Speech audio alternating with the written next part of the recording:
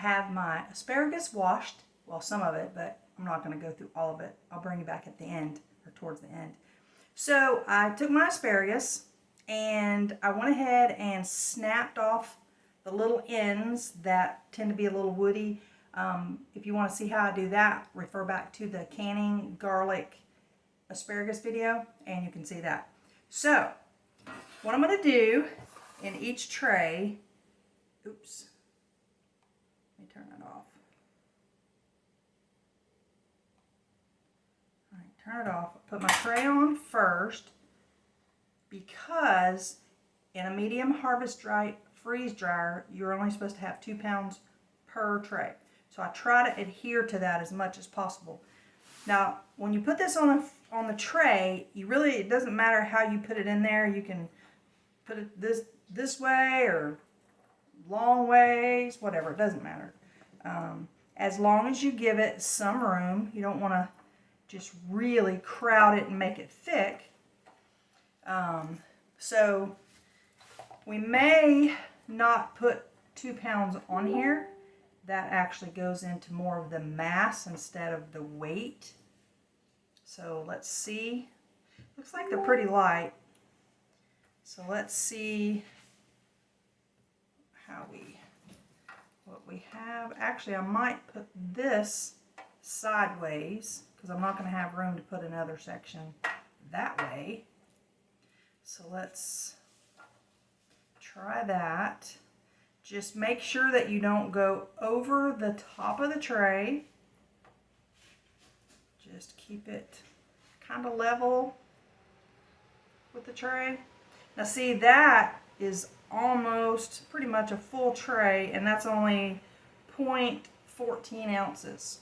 So, you know, it's pretty light, so just go by mass and make sure that you don't just put it so heavy that it doesn't freeze dry all the way through. I'm just going to lightly throw that in there. When you freeze asparagus, it's not like really powder brittle like some stuff is. Now it will crush. You could crush it and make asparagus powder for a smoothie. You could do that. So anyway, this is actually 1 pound. But I think this is enough. I just want to make sure that it freeze dries well. And just throw that on there. Alright, so that's 1.2 ounces. So after I get everything loaded onto trays, I'll come back and show you how many trays I got. Alrighty, so I have 4 trays done. And I put lids on them so I can stack them. And these things are great from Harvest Right. So I was fixing to, or I got this one finished, but I had an idea. Thought it might be really good. I'm going to add garlic salt. So I think it would be easier. I've added salt and spices and stuff before to freeze dried stuff, but it's hard, you know, just kind of sprinkle it on the top. I want to get it like all over it. So what I'm going to do is I'm going to add some garlic salt. Be careful because sometimes when you add salt and it freeze dries, it is like super salty. But since these are wet, that salt will stick to them pretty good. And I don't want to do it all at once because I've already kind of got it sectioned out to where it works. So just going to do each section. But that way it will coat all of them. So I think this will be really good because y'all know I like garlic. That's good. That's good. Alright, so I'm just flop it around in there, and then I just put it back on my trays. Spread those out so it's not going over the edge. And then I will do this section. And just kind of season it to taste, whatever you think you need to do. But like I said, I have done some stuff and they ended up really, really salty. So hopefully this wasn't too bad. But I'm going to do, I think a couple of trays like this. I don't think one tray is enough because if they turn out really good, I'm probably going to wish I had done a couple trays. So I know I ended up doing it different than I began, but it doesn't matter. All right. So also what I do, hold on. So I can take a Sharpie and a piece of tape and write garlic on it.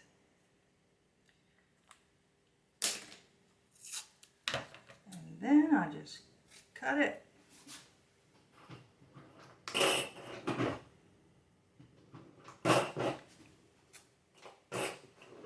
And then on the end, you can just stick it right on a tray. And then, you know, this one is garlic. And then you can bag or put all this in one jar. So, that's good. So I'm going to keep loading my trays. I'm going to have a few extra trays. And once I am finished with all of these, I will put them all in my freezer so they can pre-freeze before I put them in the freeze dryer. It really cuts down on the time in the freeze dryer, and the way I look at it is you're saving money because that's your electric bill. Just cuts off like 8 to 12 hours, which is a lot. So I'll come back when I get them out of the freezer.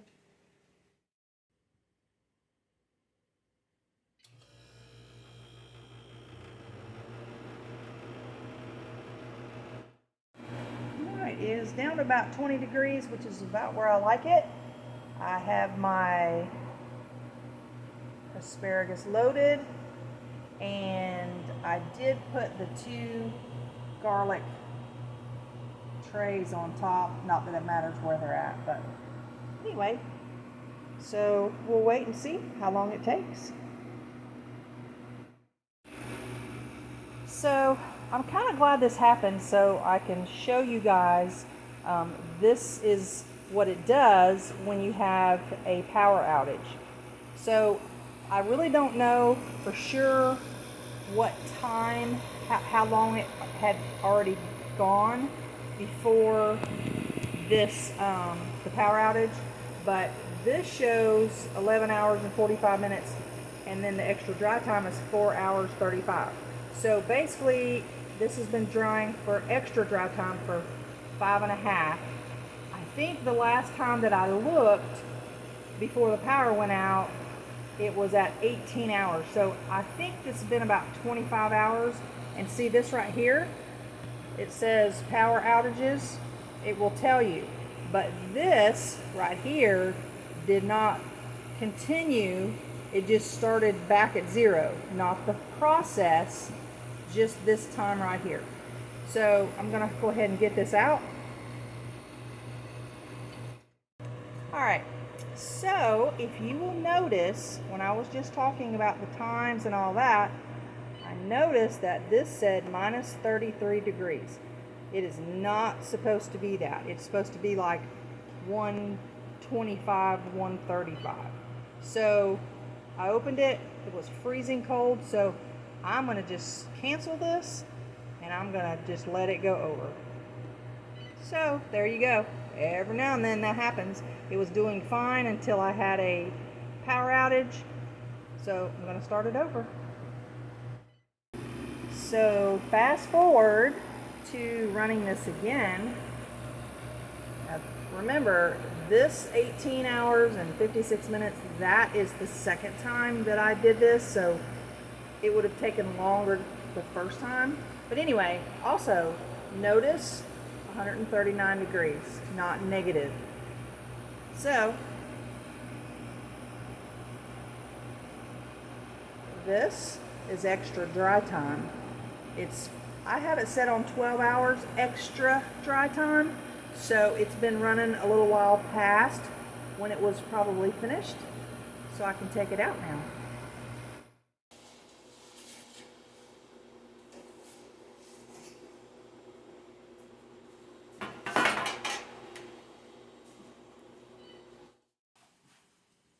Well, that was quite an experience. Had a little problem with the power outage, and then my freeze dryer didn't work quite the way it's supposed to. That happens sometimes, which like I said, I'm glad, because I wanted to show you that, you know, things happen sometimes, and freeze drying process, whether that or canning or dehydrating foods or whatever, sometimes things just kind of don't go as planned. So anyway, we are now finished with this asparagus. So I'm going to try one of the garlic salt, or salt garlic, whatever, and the regular. I've already had regular before, but I'm going to try, see what the difference is. Okay, this is the garlic salt one, so I'm going to try that first.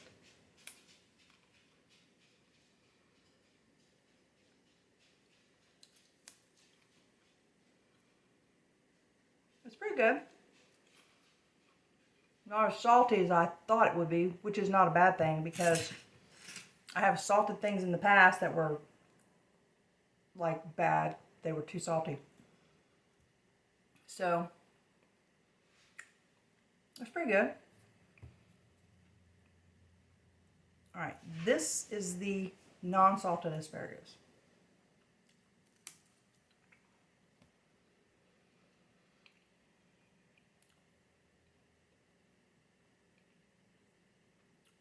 Definitely a difference. I mean, it just tastes like regular asparagus, because it is.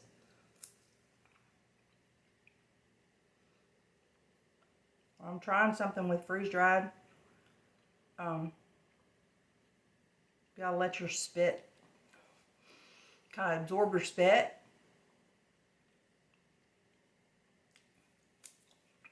My daughter loves asparagus freeze-dried.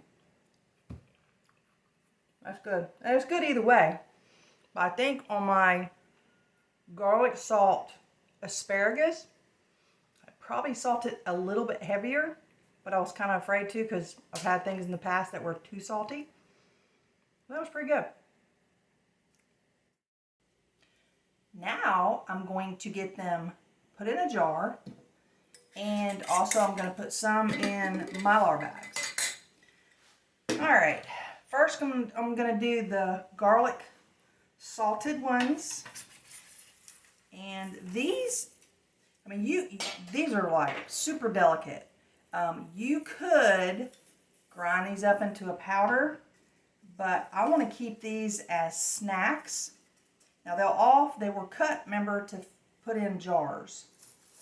So I'm going to put some of these, like I said, the garlic salted ones, as a snack. Now you do have to be super careful with these, because they are pretty delicate. You cannot cram these down in here like we did when we canned them, because they will break.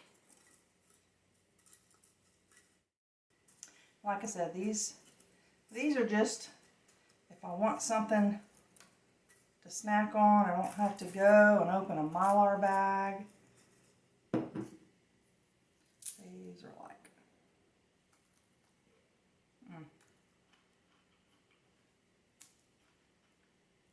super brittle, but they're really good.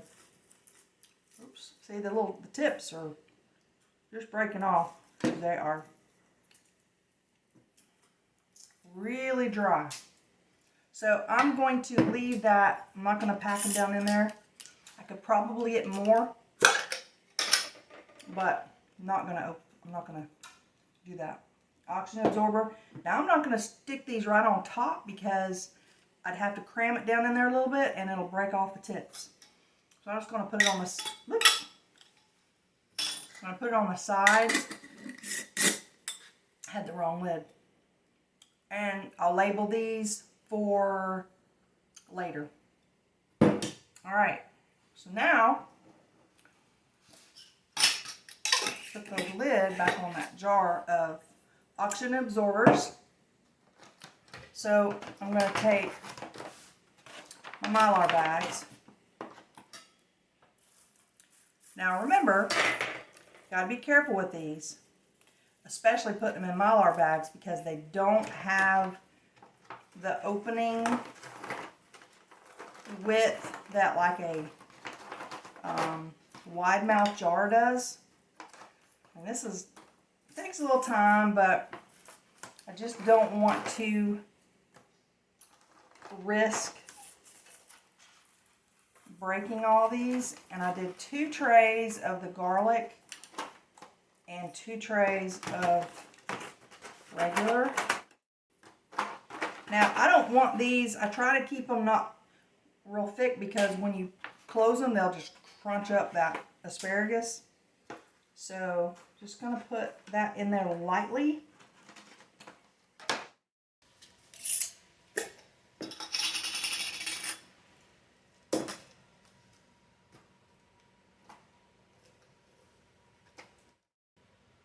Okay, before I move on to the regular asparagus, I'm going to label this asparagus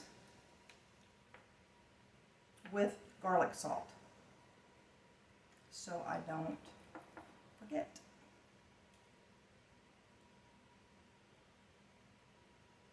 And that date. Oh, I have to go back and look. These are the regular garlic. So I'm going to get those in a bag. And I did separate the bags with the garlic because one of them I didn't get labeled. So I'm going to do that.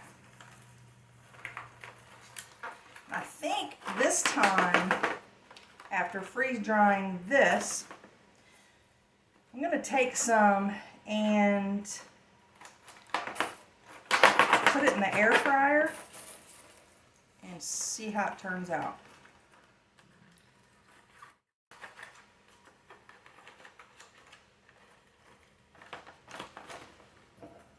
Alright, I will finish putting all these regular asparagus in bags, and then I'll come back when I'm ready to put these in an air fryer. We'll see how that works. The bags that I was just using, I believe, are quart size bags, and this is another brand and they have 2 quarts. And I believe I'm going to do some in this because if I'm going to make like later, next year or whenever, SHTF, I'm going to be able to have more in one bag and I can make some soup. I am going to put that oxygen absorber in there, and I'll be able to put a whole lot more in this bag for more people. I was just taking too many bags to do. Well, the quart bags, I guess, are more for my husband and I.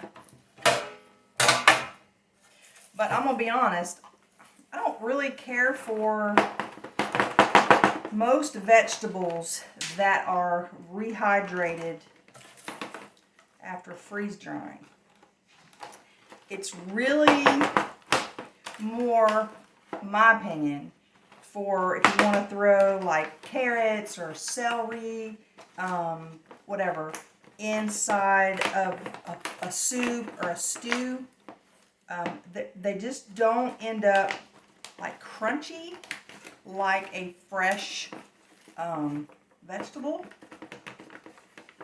Everything has its purpose, and that's the way I like to do my freeze-dried vegetables.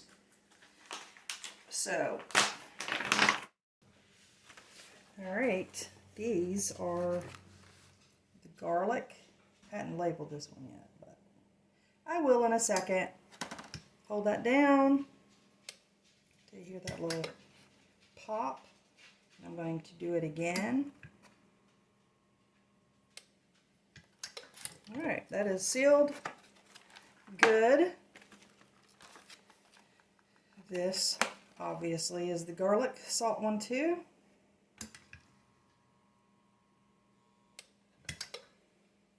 And a second time.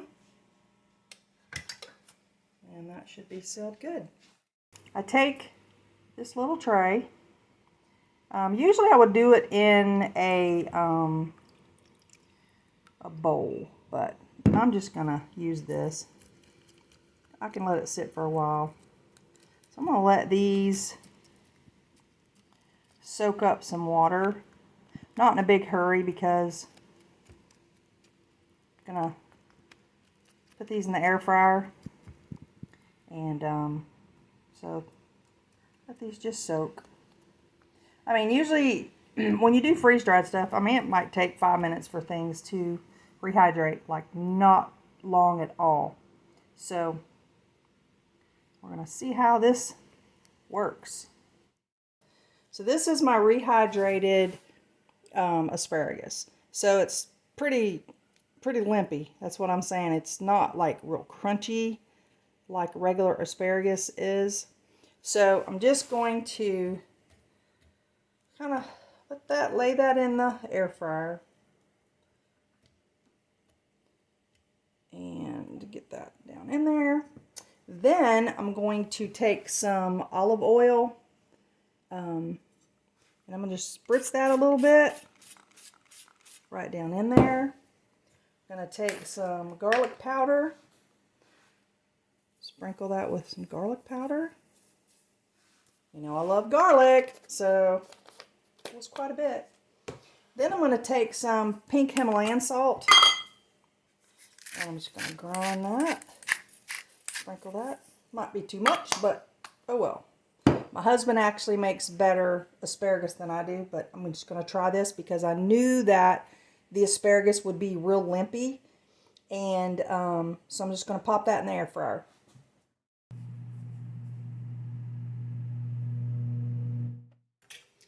Okie doke. It is gone through the first part. I'm going to tell y'all, this is, it's kind of burnt. I guess I shouldn't have done it that. I shouldn't have done it that long.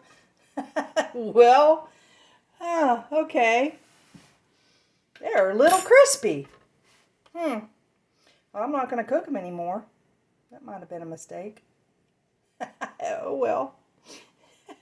Live TV. Well, kind of. Oh, yeah, it's a little crunchy. I'm going to tell you what, though. It smells so good. All right, I'm going to try a little piece.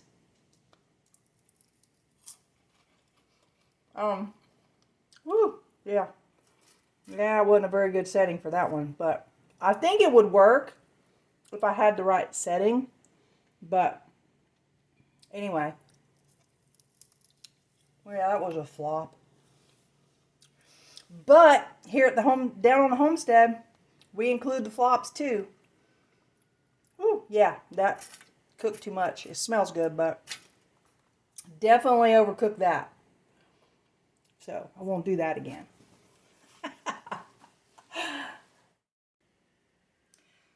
That was an interesting chain of events for freeze drying my asparagus. I'm gonna have to work on the air fryer recipe for my asparagus. I think it would have turned out pretty good.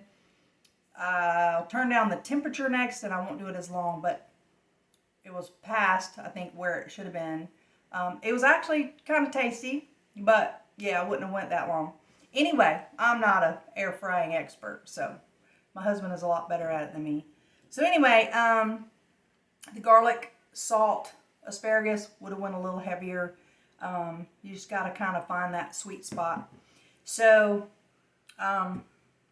love my freeze dryer. Like I've said in my other videos, we have a link below in the description, and make sure you click on that link to go to Harvest Right and check out the freeze dryers. If you're really serious about preparing your family for whatever is coming for us, you know, no matter how you feel about it, doesn't matter at this point what political affiliation that you are, we're here. You know, my personal opinion, we've been sold out by both sides. All of us, you and me, you and I, whatever. We mean nothing to those elitists, not a thing. We're in this together. If you don't prepare, and the shortages that are coming affects your family, that's on you. There are a lot of us who have tried to help you guys learn to preserve your food, how to grow your own food. If you're in a situation in an area that you absolutely cannot grow food, then you need to be buying it. Find out where your local little farms are. If you have a farmer's market, if you have to drive a little ways to find this, you can buy a lot of stuff in bulk, and that's where canning, freeze drying, dehydrating, whatever, all that comes into play. And it's better for you anyway. You have food that you know, especially if you grow it yourself, where it came from, how you processed it, what you put in it. If you look now, they're now having cricket flour in foods, which is disgusting, but that's the whole plan anyway. They want all of us eating bugs. Oh, anyway, that's a whole nother issue. But anyway, there is no excuse for all of you to have food on your shelves.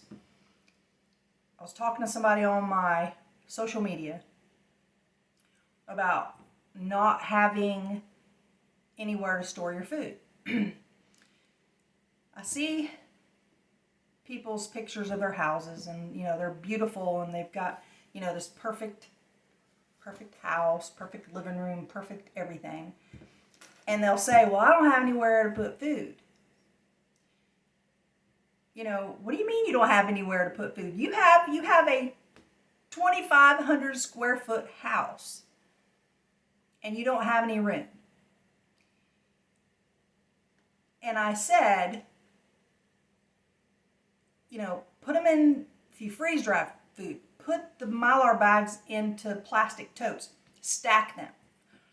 And I guarantee you somebody'd say, oh, well, that's like, I can't do that in my living room or my foyer or my dining room or my bedroom because it doesn't look very good. Well, you know what? Starvation doesn't look good either.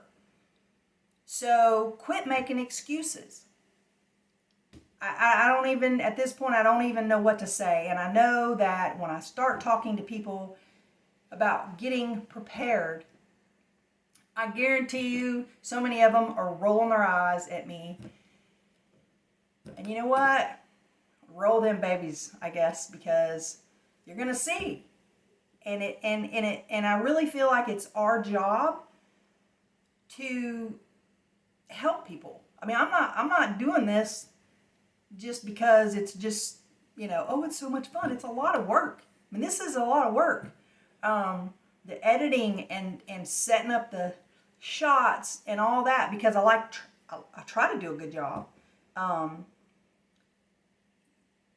You know, just listen to people. Listen to what they're trying to tell you. Get off CNN and MSNBC and ABC and Fox even. They don't tell you anything either. I don't believe half of even what they say.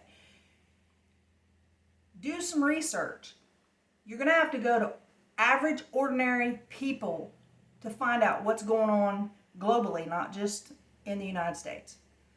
Pay attention because it's coming here, whether you like it or not. So many people are in denial. Denial is not going to feed your family. So, I hate the rant. Well, not really. Sometimes I don't like sometimes I don't like the rant stuff, but it's just frustrating, I know, for us and for some people that do these videos to try and help you. For example, the freeze drying issue. My husband is a firefighter, and we have to plan and try to save and put money to the side if we want something. We bought a freeze dryer. They're not cheap. But we might have sacrificed, well, we really wanted this, but you know what? The freeze dryer was one of the first things that we wanted to do. So we planned for that. So many people say, well, I can't afford a freeze dryer. Now, I know I'm not saying that everybody can get one. Look, I've been there. I have been there. I have been on eating Pop-Tarts for 3 months every day for breakfast, lunch, and supper because my sister brought me bags of Pop-Tarts. That's all I ate. So I know what it's like to not have money. I'm not saying that, you should buy a freeze dryer. Look, if you flat out cannot afford one, get with several people. There has to be somebody that someone in your family that you guys can go together. Do some bartering. Try and, well, you can put it in my house. I'll do the preparations of the food, to be able to do this. Work together. None of us can do this by ourselves. We have to have people to work together. So there's that. Now, I know a lot of people who say, well, I can't afford that. That's expensive. Well, kind of. But anything worth having is not cheap and it's not easy. So instead of buying Starbucks drinks every day in the morning, figure that out. Figure out how much it costs you to do that. Make a cup of coffee before you go to work. Put some cream in it. What milk? I don't care. Put some flavoring. It doesn't matter. See these nails? Yeah, they're not. I don't have any. I don't spend my money on stuff like that because I have other things to spend money on because I'm not independently wealthy. Okay? Dyeing your hair, coloring your hair. People are so obsessed with all this stuff that, well, how much do you spend on that? Well, it's, $150, $200 to have my hair colored every 3 months. Are you kidding? You can't afford a freeze dryer. You can't afford to feed your family, but you can afford to do all these things. Maybe put off a vacation just once. And I guarantee you'll have the money to get you a freeze dryer because your family, I think, should come first, and how you're going to feed your family. So, like I've said, if you choose not to do that, it's on you. So, if you've hung out this long, thank you so much. I really, really appreciate you guys. Thank you for my subscribers. I so appreciate it. If you haven't subscribed, hit that subscribe button. And please hit the like button. We get so many reviews, but we don't have likes, and that's important. Click the like button and click the little bell, and it'll pop up when we put up a new video because I've got lots of stuff coming. So thank you again. We so appreciate you guys. Thanks for hanging out with me till the end of this video, and try and have a great day. We have to have hope and we have to fight like we've never fought before. Don't give up. I'm not going down without a fight. So, have a good day.